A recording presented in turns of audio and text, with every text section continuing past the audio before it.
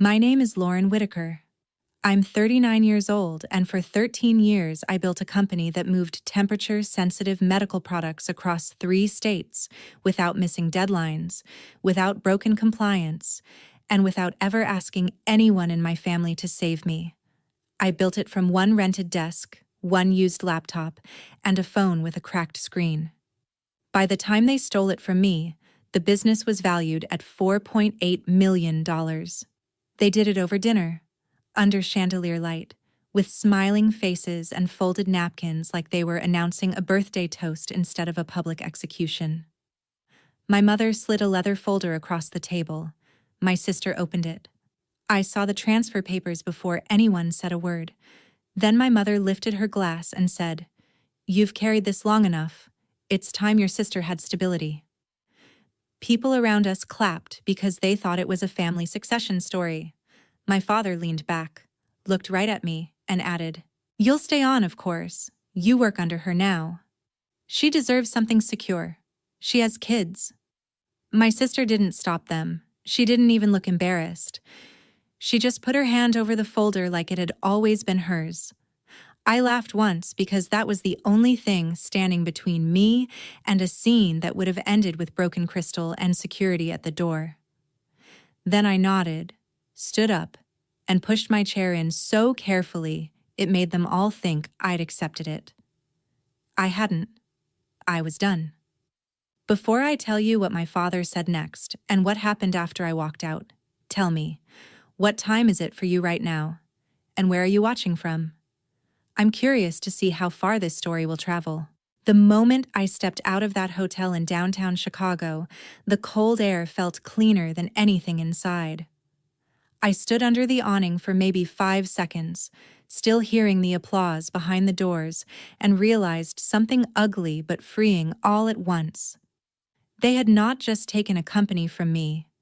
They had taken the last excuse I kept using to stay loyal to people who had never been loyal to me.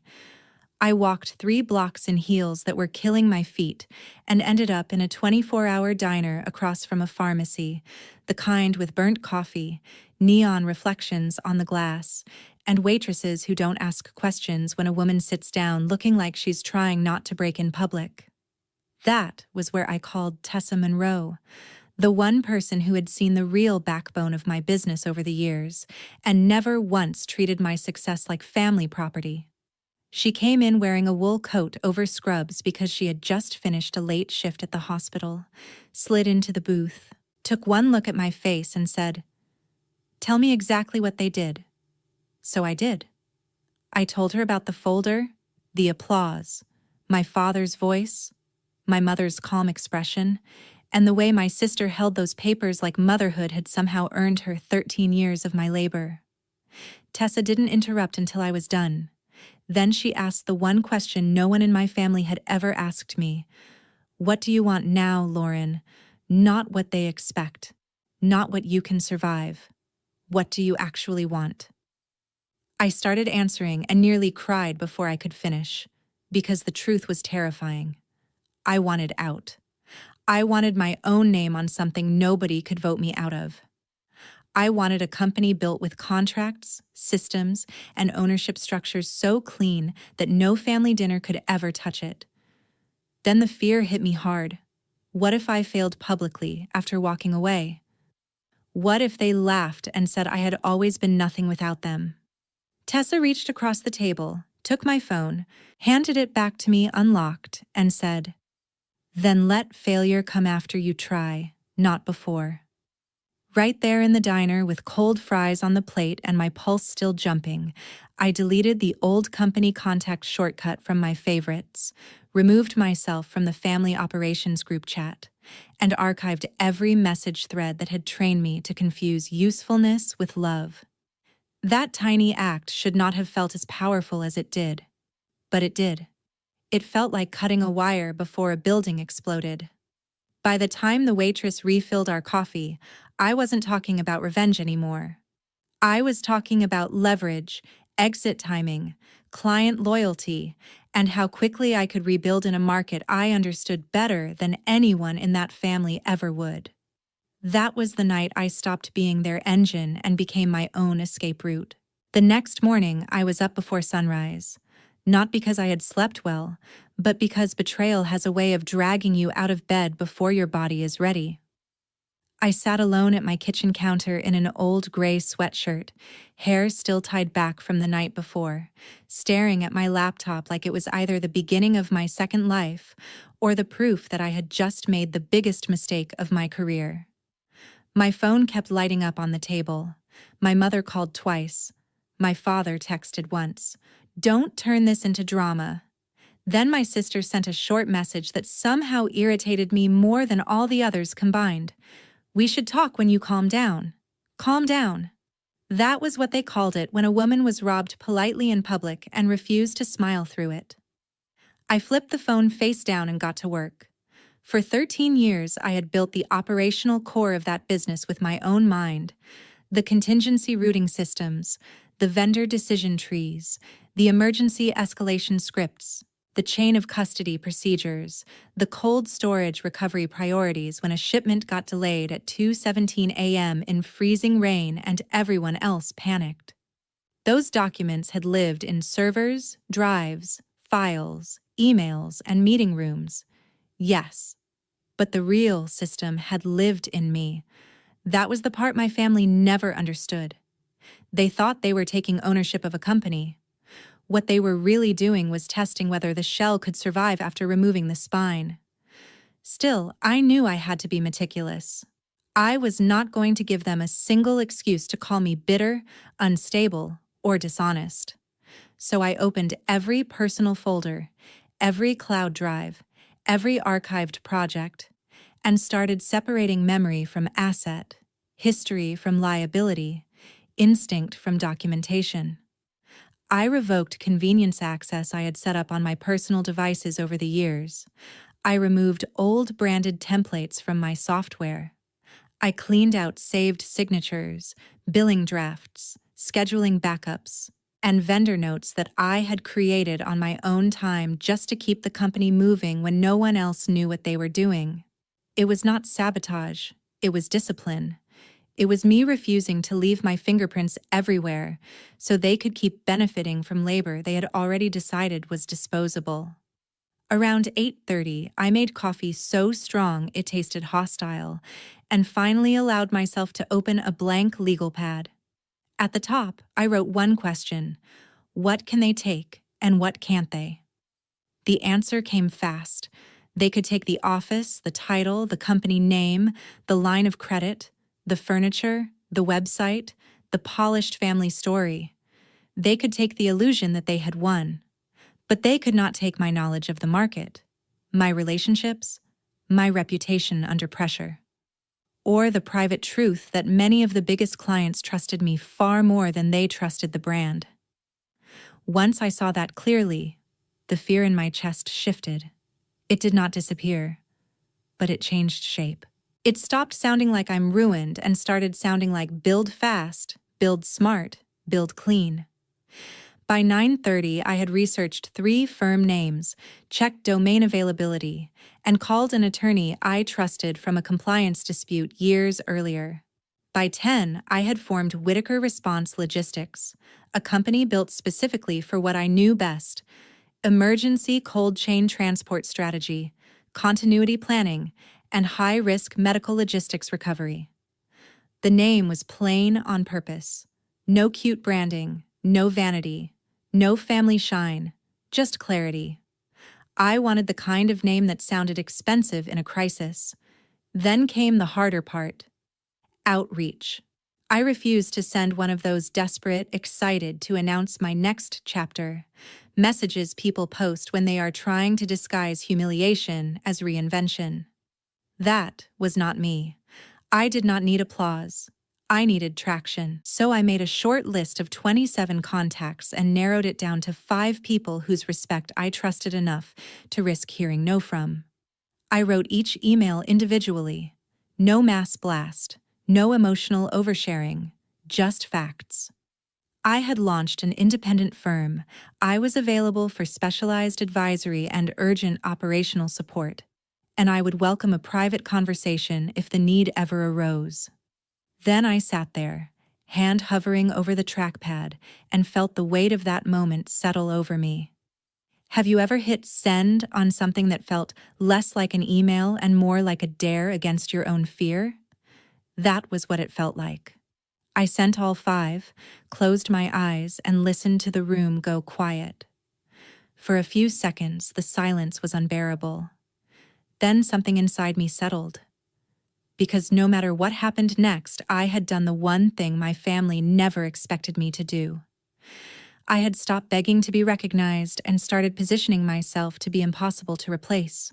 The first few weeks of building Whitaker Response Logistics were not glamorous, inspiring, or cinematic.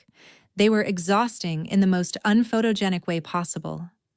I spent mornings drafting process maps, afternoons taking intro calls, evenings revising pricing models, and nights lying awake wondering whether I had overestimated how much of my old success had truly been mine.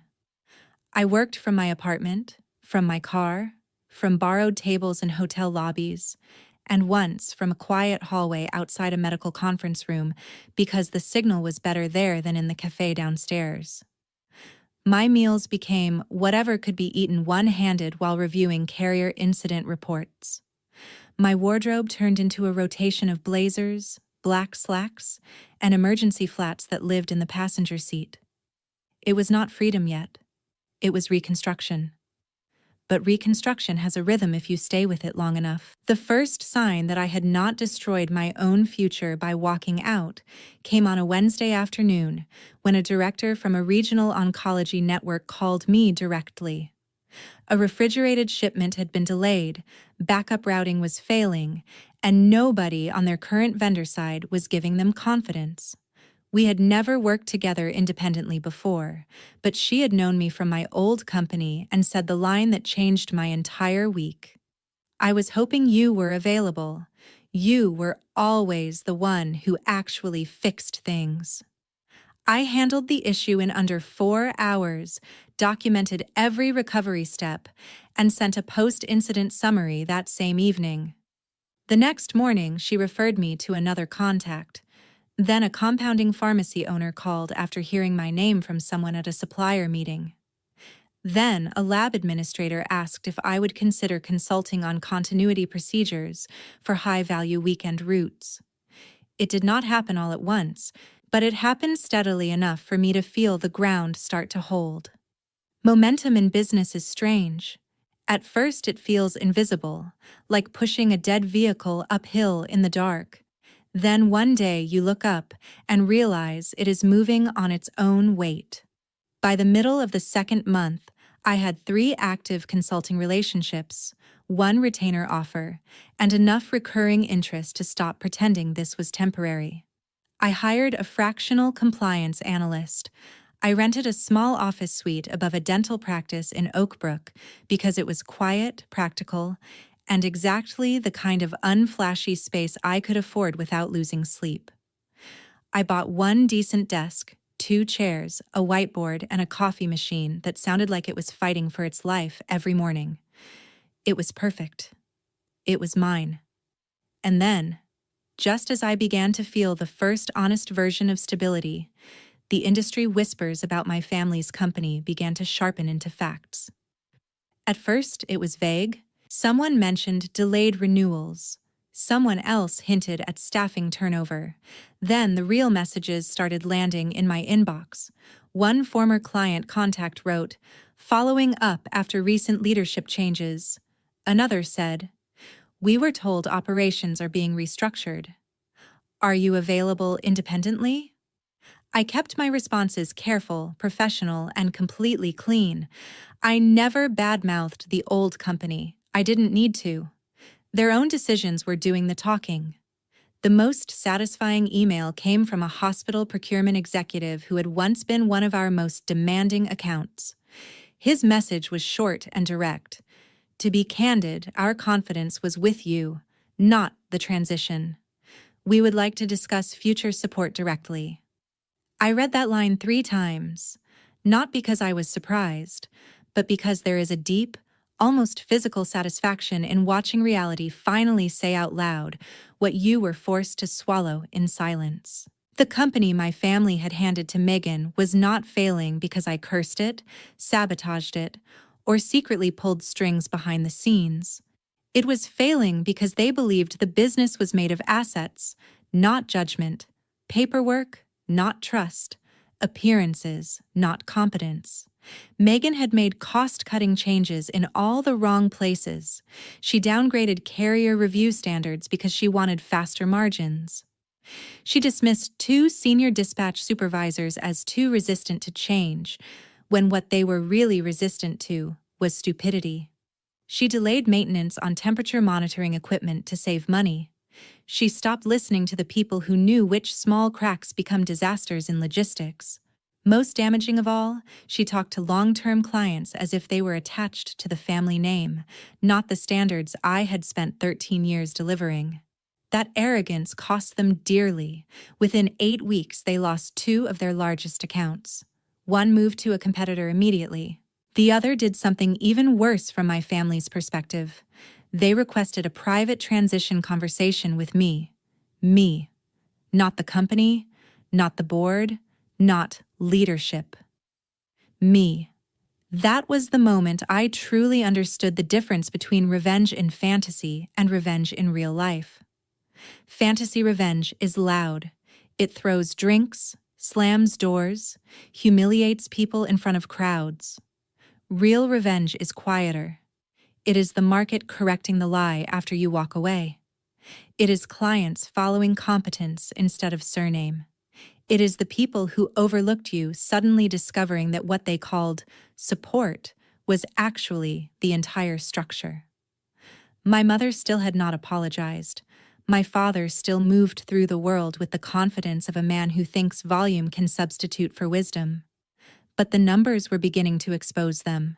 Revenue pressure mounted. Staff morale sank. Vendor confidence weakened. And while they were busy trying to preserve pride, I was building something leaner, sharper, and harder to steal. The sweetest part was not even their decline. It was my own clarity. Every contract I signed, every recommendation I received, every problem I solved without them reminded me that I had never been lucky to sit at their table. They had been lucky to have me building it. By the time month 3 rolled in, Whitaker Response Logistics no longer felt like an act of defiance. It felt like a real company with weight, standards, and a future. That shift mattered more than I expected. In the early weeks, every small win still felt connected to the night at the hotel, as if I were dragging that betrayal behind me and using it as fuel. But somewhere between my 4th signed contract and the day I finally stopped checking whether my parents had tried to contact me again, the emotional center changed. I wasn't just running away from what they had done. I was running toward a version of myself that no longer needed their permission to exist. That was also when Evan Parker entered the story. Evan had spent years in regulatory operations for a national diagnostics network, and his reputation in our industry was exactly what mine had become: calm under pressure, allergic to nonsense, and impossible to impress with shiny presentations that collapsed under real-world stress. We met at a quiet restaurant near River North after he emailed me saying he had heard I was building something serious. I liked him instantly because he didn't waste time flattering me. He asked hard questions. What was my client mix? What was my capacity threshold? How was I handling escalation coverage? Did I want to stay boutique or build regional dominance? We talked for an hour and a half, and for the first time in months, I had a business conversation that felt purely strategic, not defensive, not emotional, not tied to family damage control. At one point, he set his coffee down, looked me dead in the eye, and said, "Let me save you some time. Your old company didn't lose value because you left a title behind. It lost value because the only person who understood the organism walked out of the building." That line stayed with me. Evan eventually came on as a strategic operations consultant, and with him, my company sharpened quickly. We tightened my service packages, cleaned up pricing, built a clearer response ladder for emergency contracts, and started pitching larger networks that would have been out of reach for me alone. It was the kind of progress that makes you believe the wound might eventually become an advantage. Then Megan texted. The message hit my phone in the middle of a Thursday workday. Can we meet? Please don't ignore this. It's important. I stared at it for a while, then locked the screen and went back to my notes. 5 minutes later, another one came in. I'm asking as your sister, not as the company. That line irritated me instantly. People only separate themselves from the system when the system stops protecting them. Still, curiosity is powerful, especially when someone who once looked so comfortable taking from you suddenly sounds unsure. I did not answer that day, or the next. On Saturday morning, she sent one final message. Please. I agreed to a public place by the lake because I had no intention of stepping into a private room with someone who had smiled while my life's work was reassigned over dessert. When I saw her walking toward me, I knew before she spoke that things were worse than the rumors. Megan was still dressed well, still carefully polished, but the polish was brittle. There are people who wear expensive clothes the same way other people wear bandages, tight enough to keep the breakdown from showing. That was her. She sat down, gave me a thin smile, and opened with, You look good. I said, You look like you haven't slept. Because I was too tired to perform politeness. For a minute, she tried to control the tone, talking in vague executive language about market conditions, transition stress, staffing complexity. I let her talk because sometimes the fastest way to the truth is to let someone exhaust their excuses first. Eventually, she got there. Mom thought this would be smoother, she admitted. Dad kept saying you always exaggerated how difficult the business was. I guess I believe that. I said nothing. Silence is useful when someone is finally hearing themselves clearly. She kept going, and the cracks widened. They had lost clients. Internal turnover was rising. Vendors were asking sharper questions. One line of credit was under review. A former manager had quit after an argument over compliance shortcuts. 2 long-term accounts had requested transition meetings because they were concerned about continuity. Then she reached the real reason for the meeting. Come back, she said, trying to sound measured. Not under me exactly. More like beside me. We can restructure the leadership story and present it as a strategic partnership. I nearly laughed, not because it was funny, but because the audacity was breathtaking. 5 months earlier, I was told I would work under her because she deserved stability. Now she was offering beside me like it was some gracious compromise. No, I said. Her expression tightened immediately. Lauren, be realistic, she snapped. And for 1 second the old Megan was back, the entitled one, the one who mistook access for merit. You've built a nice little operation, but this company still has scale, existing contracts, infrastructure, capital. We could still salvage this if you stopped being stubborn. There it was. Desperation wrapped in insult. I leaned forward and kept my voice low. I am not being stubborn, I am being expensive. That shut her up for a second. Then she tried a different route. Softer this time, almost childlike. Mom always said you were the strong one. She said you cared more about work than about making people feel comfortable. She said I needed this more than you did. I held her gaze and asked the question she had been avoiding the entire time. And that made it okay to take what I built? She opened her mouth, then closed it. No answer. Just the first real shame I had seen on her face since all of this began. But even then, she wasn't fully honest. I thought I could grow into it, she said quietly. I thought once it was mine, I'd figure it out. That sentence told me everything. She had not wanted to build. She had wanted to arrive. She thought ownership would transform her into capability.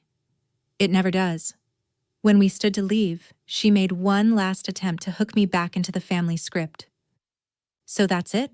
she asked. "You're just going to stand there and watch us drown?" I looked at her for a long second before answering.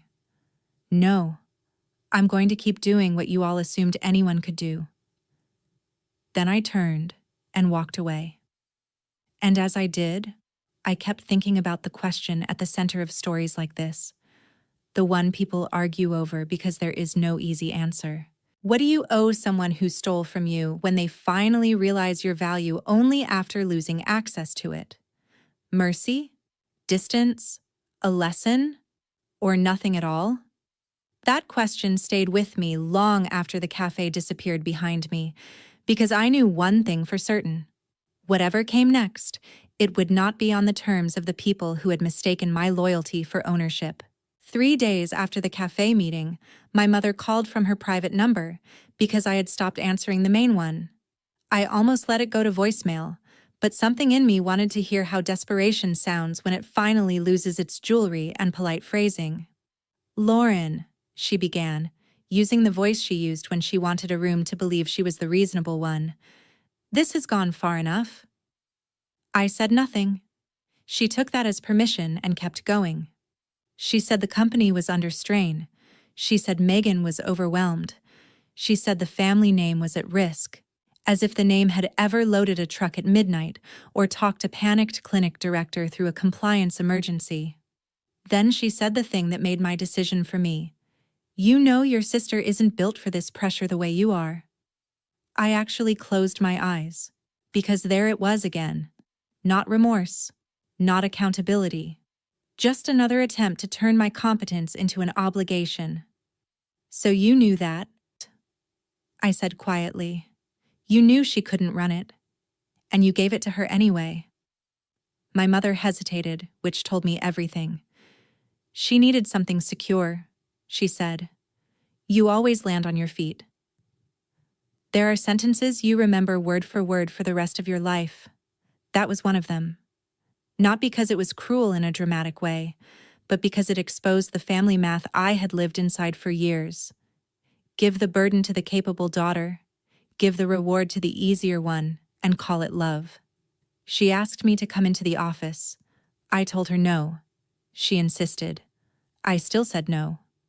Then my father got on the line and tried the old command tone, the one that used to work when I was younger and still mistook intimidation for authority.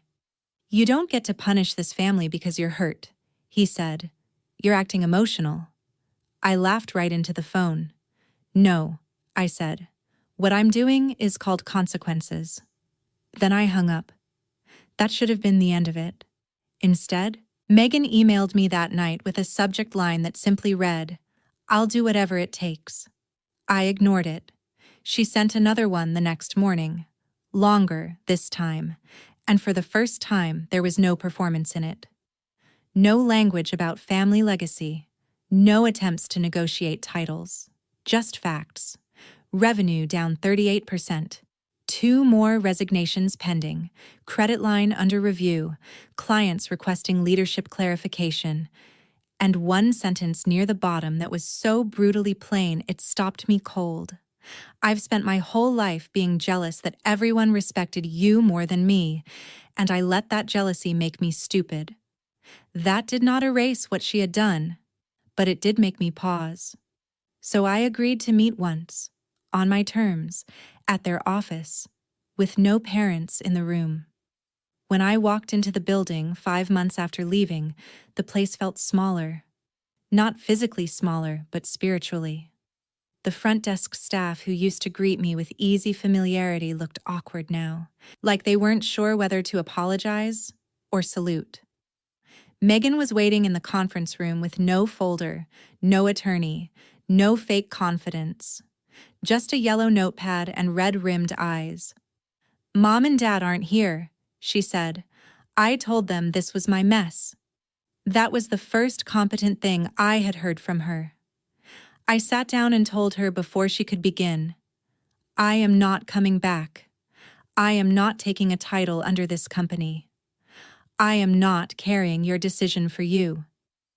She nodded slowly, as if she had rehearsed hearing that. Then she asked, "Is there anything you will do?" I thought about it carefully because this was where revenge stories usually choose chaos over meaning. I didn't want chaos. I wanted truth with a price attached. "Maybe," I said. "One condition." She looked up. "You make a public video on the company's professional channels. No spin, no vague language. You state that the leadership transition was mishandled, that operational expertise was ignored, that staff concerns were dismissed, and that I built the business foundation you all treated like furniture. You apologize to the employees who warned you. You apologize to the clients who were misled. And you do it yourself." Her face went white. "Publicly?" "Yes. Mom will never allow that." "Then call her. Tell her I said no." Megan looked down at the table for a long time. I could practically hear the battle between pride and necessity. Finally, she whispered, "If I do it, would you help?" I kept my answer clean. "I will not save the company. I will review your recovery plan once. I will introduce you to one smaller client opportunity that fits your current capacity. And I will tell you exactly what must change if you want any chance of surviving. That's all." She swallowed hard, then nodded. "Okay." In that moment, she looked less like my enemy and more like a person being stripped of the last lie she could hide behind. I didn't comfort her. I didn't need to. The condition was the lesson: accountability before assistance, truth before rescue. Megan posted the video 48 hours later, and when I say the internet in our industry noticed, I mean noticed immediately. She sat in a plain conference room with no branding wall behind her, no polished script, no mother beside her coaching the tone, and said what should have been said 5 months earlier. She admitted the transition had been mishandled. She acknowledged that the systems and client trust under the business had been built by me over 13 years. She admitted that experienced staff had raised concerns that leadership ignored. She apologized to employees for the instability and to clients for the loss of confidence. It was not perfect. Her voice shook. She looked miserable. Good. Some truths are supposed to cost you. My mother was furious. My father called it humiliating. But humiliation was the cheap version of what they had almost caused. Collapse would have been more expensive. I watched the video once, sent Megan a 3-page recovery memo, and kept my promise exactly as stated. No more, no less. I introduced her to one small regional clinic group that needed short-term transport support, a manageable account, not a crown jewel. Then I stepped back. The old company survived, but only partially. They never recovered 40% of the lost revenue. Several major clients never returned. 2 former managers refused to come back. The bank tightened oversight. The family learned the difference between inheritance and stewardship the painful way. One is a signature, the other is a skill set. Meanwhile, Whitaker Response Logistics kept growing. Evan formalized his role. Tessa helped me recruit a stronger operations coordinator. By the beginning of month 6, we signed the largest agreement of my career, a 7-figure emergency response and continuity contract with a multi-state specialty care network that had originally known me from my old work but chose my new company because, in their words, leadership credibility matters more than legacy structure. I printed that sentence and kept it in my desk drawer for a week before finally framing it. Not because I needed to gloat, but because after years of being useful and unseen, it felt important to preserve one clear piece of language that told the truth. A month later, I stood outside my new office after the signage had been installed. Whitaker Response Logistics, clean letters, my lease, my structure, my risk, my reward. From the corner of that block, If you looked past two buildings and across the traffic, you could almost see the older office tower where the family company still limped along under a reduced footprint. I looked once, then looked away. That mattered. The old version of me would have stared, measuring wounds, replaying the dinner, checking whether justice looked big enough from a distance. But the woman standing there that morning understood something better. The deepest revenge is not obsession. It is detachment with receipts. Megan and I are not close now, but we are honest in a way we never were before. She learned to stop asking for shortcuts disguised as love. I learned to stop offering my strength to people who only respected it when they needed it. My mother still struggles with the fact that I did not come back and restore the family myth. My father still speaks in that tone sometimes, though not to me anymore. They begged. Yes. 5 months later, just like the title says, they begged. But the moment that changed my life wasn't the begging. It was the walking out. Because that was the moment I finally understood that family can take your title, your office, your seat at the table, even the company built by your own hands, but they cannot take the mind that created it unless you hand that over too. And I didn't. I kept it. I sharpened it. I rebuilt with it. That is the lesson buried under every revenge story worth telling. Winning is not destroying the people who underestimated you. Winning is building a version of your life they can no longer control, no longer rename, and no longer claim as theirs. So let me ask you this before we close. If your own family stole the result of 13 years of your life, would you do what I did? Set conditions, offer limited help, and walk forward? Or would you leave them to drown in the consequences they created? Tell me in the comments. I really want to know.